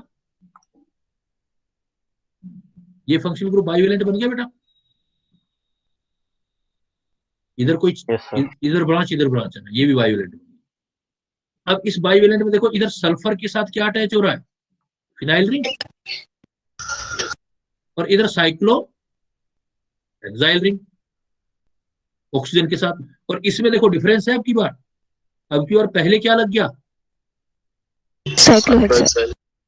और दूसरी साइड क्या लग गया, फिनाइल। फिनाइल। तो इसका मतलब जो बाइवेलेंट फंक्शनल ग्रुप होते हैं, उन बाइवेलेंट फंक्शनल ग्रुप में दोनों साइड में अगर चेन की नेचर चेंज हो जाए, चेन सेम हो लेकिन बाइवेलेंट पर compound having same molecular formula two bivalent functional group but differ in, क्या लिखना चाहिए हमें, डिफर इन अपनी लैंग्वेज के according, but differ in nature of alkyl group. जैसे इसमें दोनों साइड इथाइल थे, बाइवेलेंट के इधर भी इथाइल इधर भी इथाइल। इसमें दूसरे में क्या हुआ, एक कार्बन दूसरी साइड चला गया तो इधर प्रोपाइल हो गया और इधर क्या रह गया बेटा, मिथाइल। ऐसे मैंने दूसरा एग्जांपल दिया। तो अगर एल्काइल ग्रुप की नेचर चेंज हो जाती है, जैसे इसमें मैंने क्या किया, सल्फर के साथ पहले वाले में बेंजीन और ऑक्सीजन के साथ साइक्लोहेक्साइल कर दिया, फिर मैंने चेंज कर दिया, साइक्लोहेक्साइल को सल्फर के साथ कर दिया और बेंजीन को ऑक्सीजन के साथ कर दिया, तो नेचर में चेंज आ गया, बाकी सब कुछ तो सेम है। इसका मतलब इस तरह की केस राइज होते हैं, तो उसको आप कौन सा बोलोगे आप, मेटामर्स। मेटामर्स बोलेंगे इसको। ये वाले जो होती है वो मेटामर। मेटामर में मेन चेंज किस में दिखेगा आपको, स्ट्रक्चर लिखी होगी तो चेंज किस में दिखेगा बेटा, alkyl. Nature of alkyl group. Nature of alkyl group. जो आपका नेचर ऑफ एल्काइल ग्रुप होगा उसके अंदर आपको डिफरेंस नजर आएगा। क्लियर। और लास्ट स्ट्रक्चरल आइसोमर मैंने एक और बताया था आपको, एक स्पेशल आइसोमर है, काफी इंपोर्टेंट है, टॉटोमेरिज्म।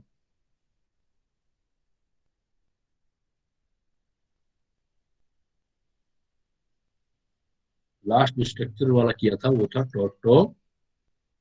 टॉटोमेरिज्म बोलते हैं, टॉटोमेरिज्म। ये कब होते हैं, ये स्पेशल केस है। टॉटोमेरिज्म जब हम बनाते हैं तो such kind of isomerism, such kind of isomerism, such kind of isomerism arises due to oscillation of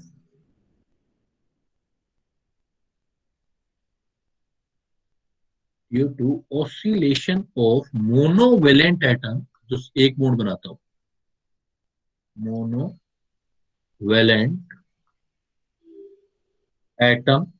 ये मोनोवेलेंट कौन कौन सा हो सकता है, जैसे हाइड्रोजन हो सकता है, ड्यूटेरियम हो सकता है, ट्रीटियम हो सकता है, सिल्वर हो सकता है। तो मोनोवेलेंट एटम कोई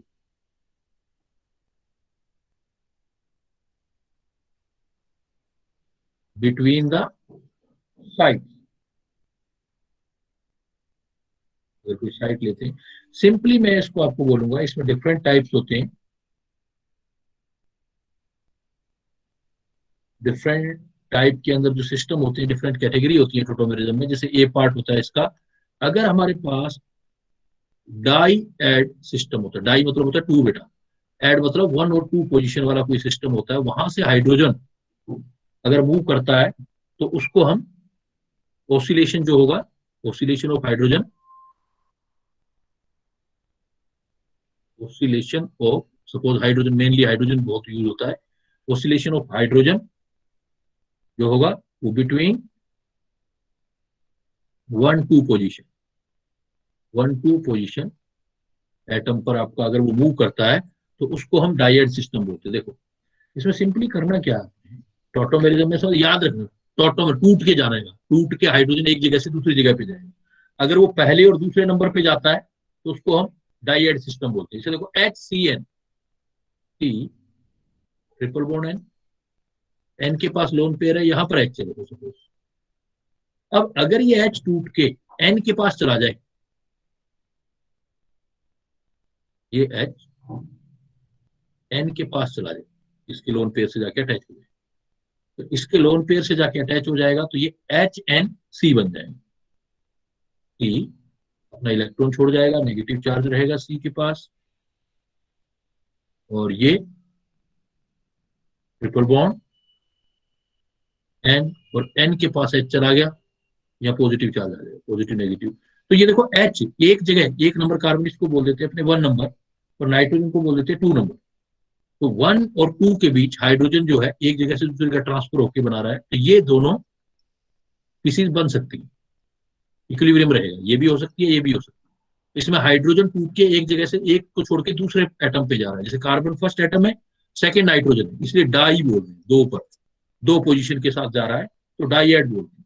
तो दो पोजीशन पे जब जाता है, ऐसा ही देखो इसका एग्जांपल, डाइएड का एग्जांपल है आपका, इसको साइनाइड एंड आइसोसाइनाइड बोलेंगे। जैसे देखो ऐसा एग्जांपल आपको मिलेगा इसमें, HONO, ON double bond O, ये H, ये H यहां से टूट के फिर ये नाइट्रोजन यहां चला जाए, क्या बन जाएगा देखो बेटा, दूसरा जो स्ट्रक्चर बनेगा आपका, H आपका उधर चला गया, तो ON डबल बॉन्ड O, और N के साथ H आ गया, N के साथ H आ जाएगा, ऊपर नेगेटिव चार्ज आ जाएगा। तो ऐसी कोई स्पीसीज बनती है, इसको डायड, मतलब हाइड्रोजन का ऑसिलेशन हो रहा है, हाइड्रोजन एक जगह से टूट के दूसरी जगह पे जा रहा है, तो उसको डायड सिस्टम कहते हैं। लेकिन ज्यादा इंपॉर्टेंट होता है ट्रायड सिस्टम, मतलब ट्राई, ट्राई से याद रखो 3, तीसरे वाली पोजीशन 1 से 3 पोजीशन पर अगर जाएगा तो उसको हम ट्रायड सिस्टम बोलते हैं। ट्राई एड होगा लेकिन तीसरे नंबर एटम पर होगा, ट्राई एड, ट्रायड सिस्टम। यहां पर क्या होगा, ऑसिलेशन ऑफ हाइड्रोजन बिटवीन जो आपका 1 से 3 पर, या 3 से 1 पर पोजीशन पे जाएगा। ऐसा कोई भी एग्जांपल देखो, जैसे सी डबल बॉन्ड O और C पर H है, यहाँ H है बेटा। अब ये H अपने से तीसरे नंबर पे चला जाए, तीसरे नंबर पे देखो यहाँ ऑक्सीजन के पास लोन पेयर होंगे, जैसे ये देखो फर्स्ट नंबर, सेकंड नंबर और थर्ड नंबर, और हाइड्रोजन जो है टूट के सेकंड नंबर पे नहीं जाए, इस बार थर्ड पर अटैच हो जाए। जैसे ये यहाँ जाएगा तो आप इसको ऐसे कर सकते हो कि इस बॉन्ड को इधर ले आओ और इस बॉन्ड के थ्रू H को अटैच करो। क्या सिचुएशन बनेगा देखो, C डबल बॉन्ड C, जो डबल बॉन्ड O था वो H के साथ अटैच हो, तब आप देखोगे पहले वाला देखो C double bond O, C double bond O को आप बोलोगे कीटो फॉर्म, कीटो। और अब बन गया देखो डबल बॉन्ड कार्बन इन, ऊपर OH बन गया ओल, इसलिए इसको बोलोगे इन ओल फॉर्म, कीटोफॉर्म और इन ओल फॉर्म आपस में टोटोमेरिज्म, हाइड्रोजन टूट के जहां से अटैच टूटता है वहां से थर्ड नंबर एटम पर ट्रांसफर हो जाता है। और उसकी पहचान क्या होनी चाहिए कि उसके पास O के ऊपर जो है लोन पेयर होना चाहिए, तभी वो उसको अटैच कर सकता है। तो कीटो इनोल टोटोमेरिज्म, तो इसका बेस्ट एग्जांपल क्या है ट्रायड सिस्टम का, आप बोलोगे कीटो कंपाउंड जो होते हैं जो एल्डिहाइड कीटोन वाले हैं, तो इसको बोलोगे कीटो इनोल टोटोमर्स। ये जो आपस में है ये कीटो इन और टोटोमर्स, कीटो इन और टोटोमर्स। जनरली क्या होता है कि कीटो जो होता है वही ज्यादा स्टेबल होता है, लेकिन इनोल फॉर्म स्टेबल कब होता है, कुछ केसेस आते हैं तब इनोल फॉर्म आपका स्टेबल होगा। तो ये बड़ी इंपॉर्टेंट पॉइंट कि जनरली कीटो इनोल, तो आप ये लिखोगे इसमें, जनरली दोनों में इक्विलिब्रियम है, इसका मतलब दोनों एग्जिस्ट करते हैं, लेकिन एक मेजर और एक माइनर हो सकता है। जैसे keto and enol form remain in dynamic equilibrium, remain in dynamic equilibrium generally. जो आपका आपकी जनरली देखोगे तो जनरली कीटो फॉर्म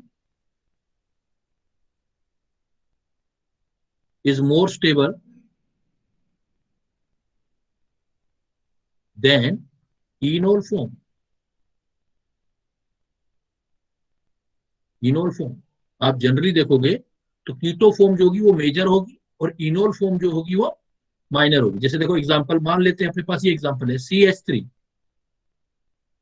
COCH3, मैंने ये दे दिया आपको और मैंने पूछा कि इसको मैं टोटोमेरिज्म करके दिखाओ और कौन सी फॉर्म ज्यादा स्टेबल होगी, एग्जिस्ट करेगी। तो आप क्या करो, इसको ओपन करो ऐसे CH3CO, इसका एक कार्बन का हाइड्रोजन ऐसे रखो और इसको सपोज CH3 लिख दिया।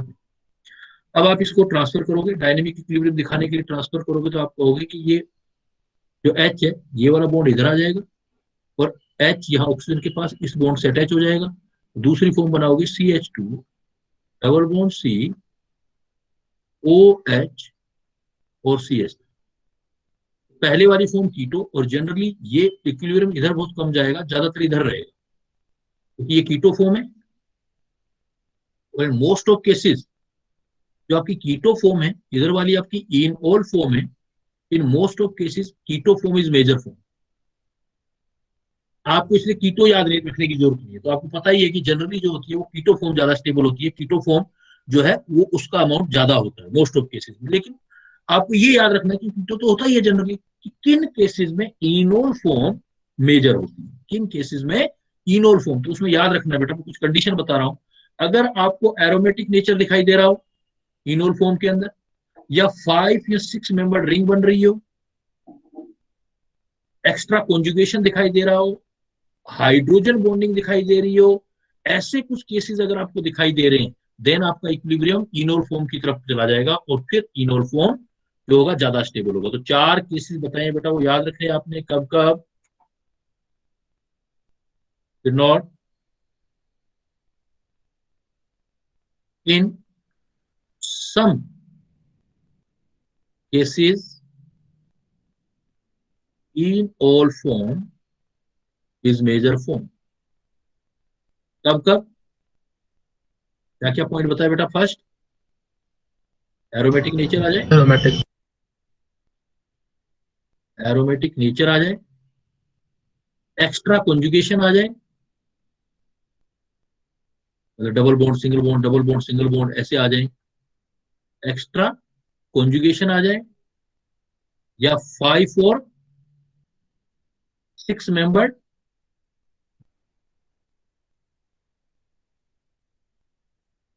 रिंग बन जाए, या अगर मैंने बताया कि इसके अंदर हाइड्रोजन बॉन्डिंग आ जाए।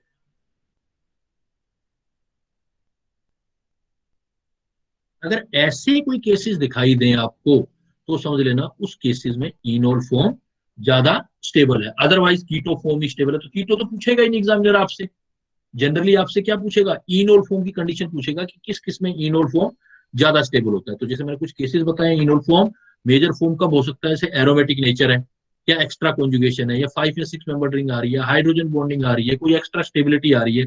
जैसे एज एग्जाम्पल, जैसे मान लो मैं आपको दे देता हूँ CH3 C double bond O C double bond O CH3, तो एक में कंपाउंड दे देता हूँ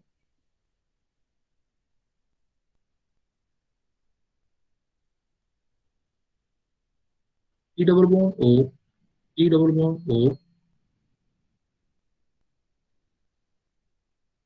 सपोज ये 1 2 3 4 ये दे देंगे, तो कंपाउंड देंगे।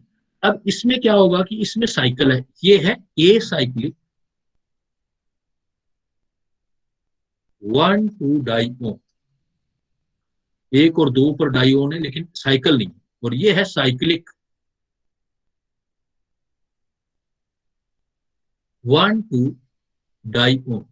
तो देखो ये साइक्लिक है, तो ये इसमें क्या होंगे, दोनों ओ ग्रुप जो है वो टकरा करके ये बॉन्ड जो होगा रोटेट कर जाएगा और ऐसे ना होकर के ऐसे चले जाएंगे, CH3 CH2 CO, दूसरे वाला रोटेट कर जाएगा, दूर चला जाएगा CH3।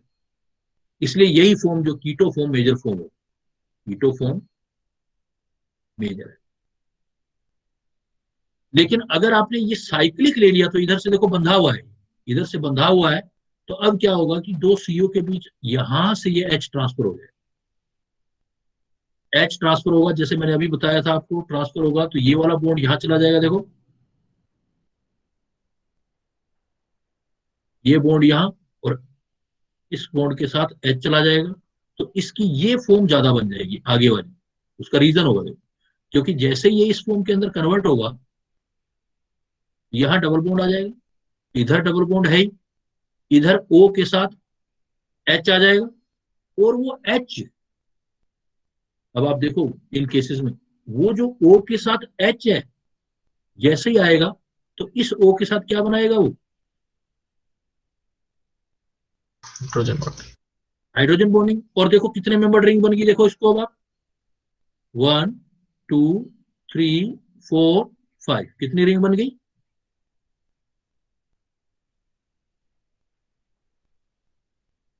5 मेंबर रिंग बन गई। तो साइक्लिक अगर डाइओन 1,2 डाइओन, लेकिन साइक्लिक हो तो मेजर फॉर्म कौन सी होगी, ये इनोल है, देखो ये O ऊपर है, ये फॉर्म होगी इनोल। तो आपको क्या ध्यान रखना है, अगर लगातार कंटिन्यूस 2 CO ग्रुप है, अगर उसकी ए साइक्लिक फॉर्म में साइकिल नहीं बन रहा है तो कौन सी फॉर्म मेजर होगी, कीटो फॉर्म, इस फॉर्म में एग्जिस्ट करेगा ज्यादा। लेकिन अगर साइक्लिक 1,2 डाइओन है तो इसमें ना जाकर के ज्यादा किस में जाएगा, देखो एरो इधर बढ़ा दिया मैंने, इस वाली फॉर्म, तो ये मेजर फॉर्म। तो रीजन क्या हुआ, क्यों भाई साइक्लिक 1,2 डाइओन क्यों इनोल फॉर्म में ज्यादा चला गया, hydrogen bond. Hydrogen bonding, 5 member ring से हाइड्रोजन बॉन्डिंग एक्स्ट्रा फैक्टर आ गया है।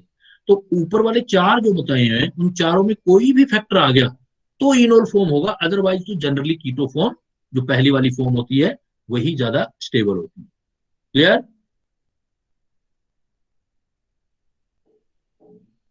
Yes yes sir. अब देखो और एग्जांपल करते हैं। अब 1,2 डाइओन की बजाय 1,3 डाइओन ले लें अपने, या उससे पहले मैं एक एग्जांपल,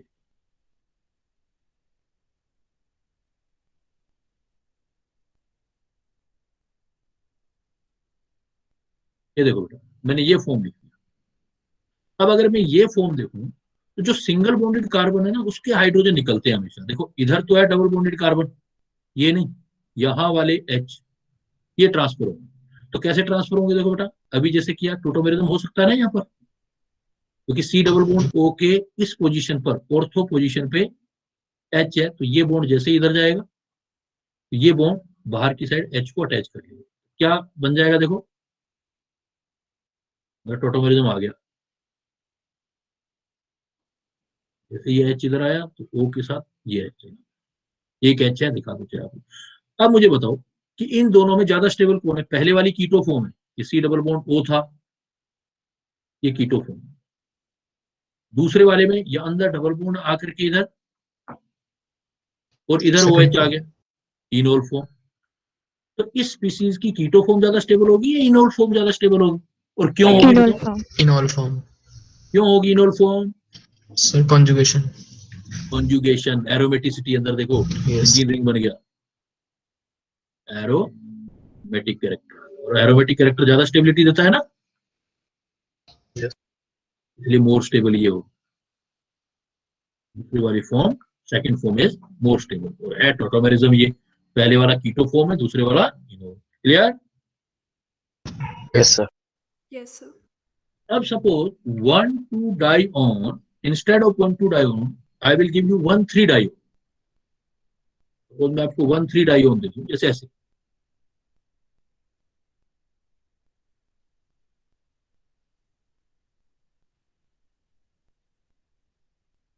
और ये एग्जांपल दे दिया, जैसे ये दे दिया तो मेरे पास ये क्या है, 1,3 डाइऑन, मतलब एक CO दूसरे से 3 नंबर पे। तो इसमें क्या होगा, इवन हाइड्रोजन ये भी जा सकता है, लेकिन ये वाला हाइड्रोजन जाएगा क्योंकि 2 O के बीच में, जो 2 O के बीच में H होते हैं ना वो ज्यादा एसिडिक होते हैं, मोर एसिडिक है, तो बीच वाला हाइड्रोजन इस बार ऑक्सीलेट करेगा। और ये जाके करेगा कैसे, जैसे पहले बनाया आपने, इसका टोटोमर बना के देखो, ये वाला बॉन्ड सपोज यहाँ चला जाए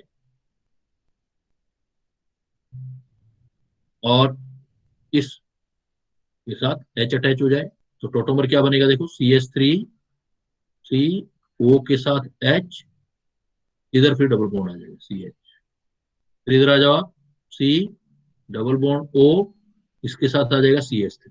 अब देखो 2 O के बीच में H आ गया तो क्या बना लेगा ये,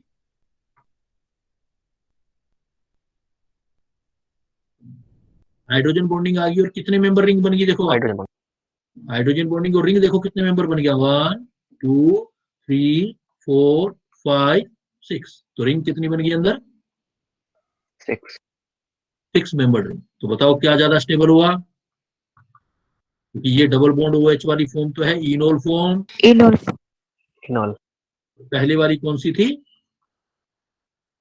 कीटो कीटोफॉर्म। तो अब आपने देखा कि कीटोफॉर्म और इनोल फॉर्म, तो अगर 1,3 डाइऑन, तो 1,3 डाइऑन की कौन सी फॉर्म ज्यादा स्टेबल होती है, इनोल फॉर्म इनोल 1,3 डाइऑन की। और बीच वाला H जो होता है वो ऑसिलेट करता है 1,3 डाइऑन।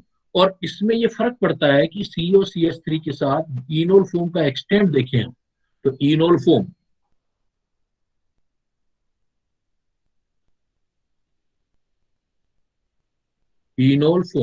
extent increases with increasing acidic character of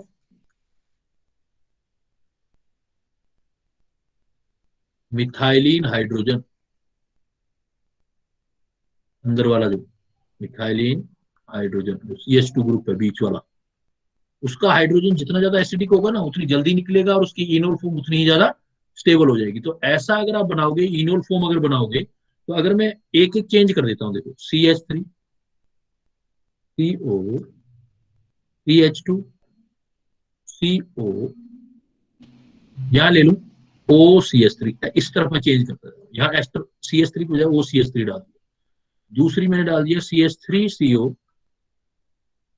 CH2 CO के साथ सिर्फ CH3 डाल दिया।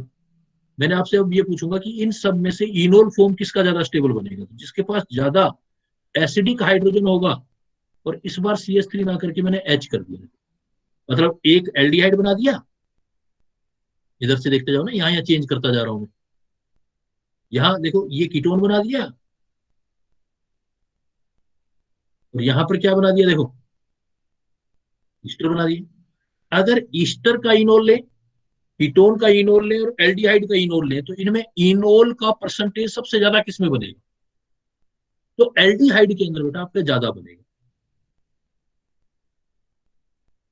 इनोल एक्सटेंट एल्डिहाइडो में कीटोनों से ज्यादा, कीटोनों का एस्टर से ज्यादा। उसका रीजन क्या है कि हमें इसकी एसिडिक कैरेक्टर देखना है, ये हाइड्रोजन कितनी जल्दी आपका निकलेगा, उस हाइड्रोजन के हिसाब से देखना है। तो यहाँ पर क्या होगा, जो O है वो अपना ये कॉन्जुगेशन इधर भी शो कर सकता है, इधर भी शो कर सकता है। ये इलेक्ट्रॉन दे देगा तो इधर वाला फैक्टर अफेक्ट होगा इधर वाला। इसमें क्या करेगा, इसमें CH3 है तो CH3 का प्लस आई इफेक्ट होता है ना, इसका प्लस M होता है, अपने इलेक्ट्रॉन देता है, ये प्लस आई देता है। और हाइड्रोजन का कुछ नहीं होता, जीरो लेते हैं अपने। तो जितना इलेक्ट्रॉन की सप्लाई इधर होती जाएगी, प्लस आई का मतलब भी क्या है, इलेक्ट्रॉनों की सप्लाई सिर्फ इंडक्टिव इफेक्ट के थ्रू, जितनी सप्लाई होती जाएगी उतना हाइड्रोजन जल्दी नहीं निकल पाएगा। हाइड्रोजन निकालने के लिए हमें सप्लाई रोकनी पड़ेगी। तो आपका जो है, आप सिंपली याद रखेंगे कि इनोल एक्सटेंट 1,3 डाइओनों में पहला पॉइंट ये याद रखेंगे बेटा कि 1,3 डाइओन आते हैं तो कौन सा फॉर्म ज्यादा बनेगा, 1,3 डाइओन में कीटो या इनोल, 1,3 डाइओन में मतलब दो CO के बीच में CH2 आ इनोल जाए, इनोल।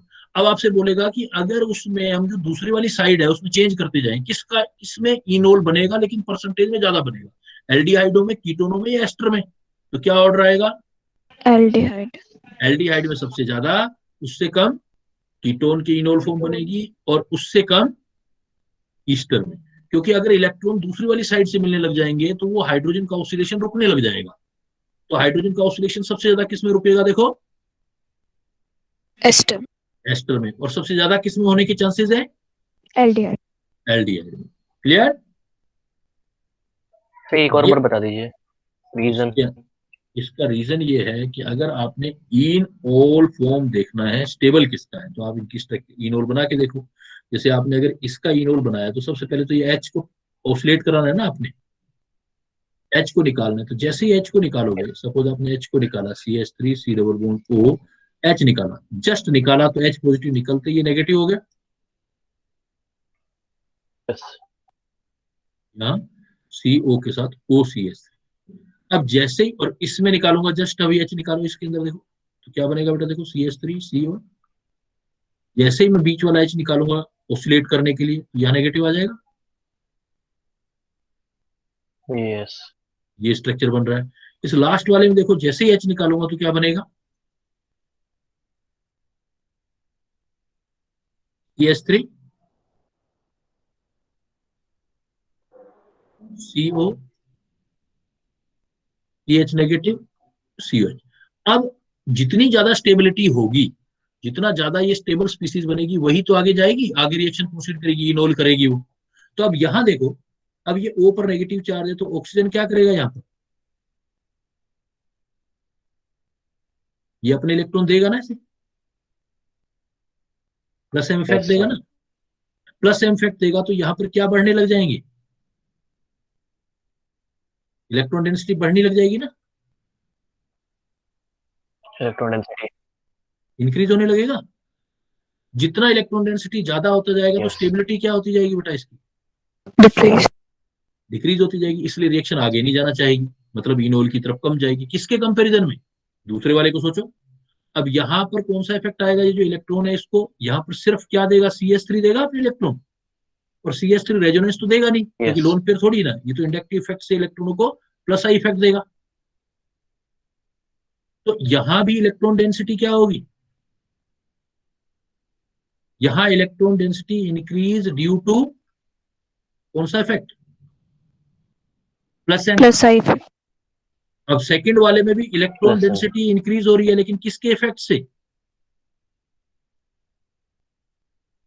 Plus I. अब इन दोनों में कंपैरिजन करो, किसमें इलेक्ट्रॉन डेंसिटी ज्यादा बढ़ेगी, डोमिनेंट इफेक्ट कौन सा होता है, Plus M. Plus M. तो इसका मतलब वो ज्यादा अनस्टेबल होगा ना, उसकी स्टेबिलिटी बहुत कम होगी ना उसकी, इसके Yes. कंपैरिजन में। दूसरे वाले में यहां भी स्टेबिलिटी क्या होगी, डिक्रीज होगी, लेकिन इसमें Decrease. स्टेबिलिटी इंक्रीज होगी विद, क्या लिख सकते हो आप, ये सोचने का तरीका है ना आपका, जो मैं चीजें बता रहा हूँ। स्टेबिलिटी पहले में भी स्टेबिलिटी कम हुई, दूसरे में कम हुई, लेकिन इसमें स्टेबिलिटी ज्यादा कम होगी, इसमें भी कम हुई लेकिन थोड़ी कम हुई, इसमें Yes, कुछ sir. फर्क नहीं पड़ा, क्योंकि H था, H ने तो कुछ नहीं किया, ना तो प्लस एम इफेक्ट किया, ना प्लस आई दिया। तो तीनों में सबसे स्टेबल कौन हुआ, एल्डिहाइड। Aldehyde. तो जो सबसे स्टेबल है वही तो अपना H दे करके फटाफट ट्रांसफर कर लेगा ना। तो इसीलिए मैंने कहा कि आपने ये देखना है कि जितना ज्यादा इलेक्ट्रॉनों का इधर जाएगा, उतना ये H को कम पास कर पाएगा, ओसिलेट कम कर पाएगा। इसमें प्लस एम से ज्यादा इलेक्ट्रॉन ट्रांसफर हो गए, प्लस आई से भी इलेक्ट्रॉन हुए, इसमें हुए ही नहीं। इसलिए इनोल फॉर्म सबसे ज्यादा किसका बनेगा आपके केसेस में, जो स्टेबल होगा वही तो इनोल बनाएगा। तो सबसे स्टेबल होगा, तो फिर ये क्या करेगा, अपना H दे देगा और जाके अपने इनोल बना देगा। तो इनोल कैसे बनाएगा, फिर अपना H CH3CO के साथ H, और ये वाला इधर आकर के। तो आपको हिस्सा देखना है, चेक करना है कि आपका जो पार्ट है, सेकंड पार्ट, अगर एल्डिहाइड हो तो उसका इनोल सबसे ज्यादा बनेगा, उससे कम किस में बनेगा, कीटोन में, उससे कम किस में बनेगा, एस्टर में। मतलब आपसे ये पूछा जाएगा कि इनोल, अगर तीनों के कंपैरिजन करें, इनोल एस्टर के, कीटोन के, एल्डिहाइड के, तो कौन इनोल सबसे ज्यादा बनाएगा, एल्डिहाइड। और क्यों बनाएगा ये भी पूछेगा आपसे, क्योंकि उसका इनोल, उसका हाइड्रोजन ज्यादा एसिडिक है, वो हाइड्रोजन इजिली निकाल सकता है। Reaction proceed through their stable intermediate. तो तीनों की इंटरमीडिएट बना के देखिए, तो सबसे स्टेबल इंटरमीडिएट किसका आया, एल्डिहाइड का है ना। तो इसलिए Yes. वो क्या करेगा, अपना H जल्दी ऑसिलेट करेगा। एल्डिहाइड कंपैरेटिवली रेट निकाले तो अपना हाइड्रोजन कीटोन या एस्टर के कंपैरिजन में हाई पावर से ऑसिलेट करेंगे, इसलिए उसका इनोल परसेंटेज ज्यादा बनेगा कीटोनो या एस्टर से। क्लियर। Yes. Yes. तो इस पर अभी थोड़ी सी बातचीत और भी करेंगे, कि काफी इंपॉर्टेंट टॉपिक है ये। तो नेक्स्ट क्लास में भी इसको देखेंगे थोड़ा, फिर जो है दूसरे टाइप का आइसोमेरिज्म। ये सारा हमारा आज का आइसोमेरिज्म कौन सा रहा बेटा, ज्यादातर हमारा। एक चीज देखी आपने कि आइसोमर देखने का सबसे बेस्ट वे क्या है, IUPAC. आयुपैक से बहुत आइडिया लग जाता है। सिर्फ एक दो स्पेशल है, जैसे ये टूटोमेरिज्म है, टाटामेरिज्म स्पेशल है तो इसको अलग से देखना है, बाकियों का आपका आईयूपैक नेम से आइडिया लग जाएगा आपको कि जिसमें चेन में डिफरेंस आ रहा है, ओनली चेन में वो चेन आइसोमर, जिसमें ओनली पोजीशन में आ रहा है उसको पोजीशन आइसोमर, जिसमें चेन और पोजीशन दोनों में आ रहा है ऐसा एक किया था बेटा, वो कौन सा था? मेटामर, जिसमें चेन और पोजीशन दोनों में चेंजेस आ रहे थे, मेटामर। फिर जिसमें फंक्शनल ग्रुप में आ रहा था चेंजेस तो वो फंक्शनल ग्रुप आइसोमर। रिंग और चेन बन रही थी तो रिंग चेन आइसोमर। और सबसे अलग जो है हाइड्रोजन के ऑसिलेशन से बनता है वो कौन सा है? टॉटोमेरिज्म। मतलब हाइड्रोजन टॉटोमेरिज्म टूट के एक जगह से दूसरी जगह जाएगा, दिमाग में बस ये रखना टॉटोमेरिज्म। और लेकिन हाइड्रोजन टूट के जाएगा तो जनरली तो कीटो फॉर्म ही स्टेबल है, सिर्फ कुछ ही केसेस के अंदर हमारे इनोल फॉर्म स्टेबल होते हैं। वो इनोल फॉर्म कौन कौन से बताए किसमें? जैसे एरोमेटिक कंपाउंड्स, एरोमेटिसिटी आ जाए, हाइड्रोजन बॉन्डिंग आ जाए, 5-6 मेंबर रिंग बन जाए तब। तो ऐसे केस में देखो बताया जैसे 1,2 डायोन का साइक्लिक फॉर्म, साइक्लिक 1,2 डायोन और 1,3 डायोन सारे ही। और 1,3 डायोनों में भी ऑर्डर है, 1,3 डायोन में इनोल फॉर्म ज्यादा कौन बनाएगा? एस्टर से ज्यादा कीटोन, कीटोनों से ज्यादा एल्डिहाइड। क्लियर है? Yes Yes, sir. ओके बेटा, फिर देखते हैं नेक्स्ट क्लास में। Let's see, then bye bye, thank you, good evening sir. Good evening Evening. Good evening, sir. Good evening.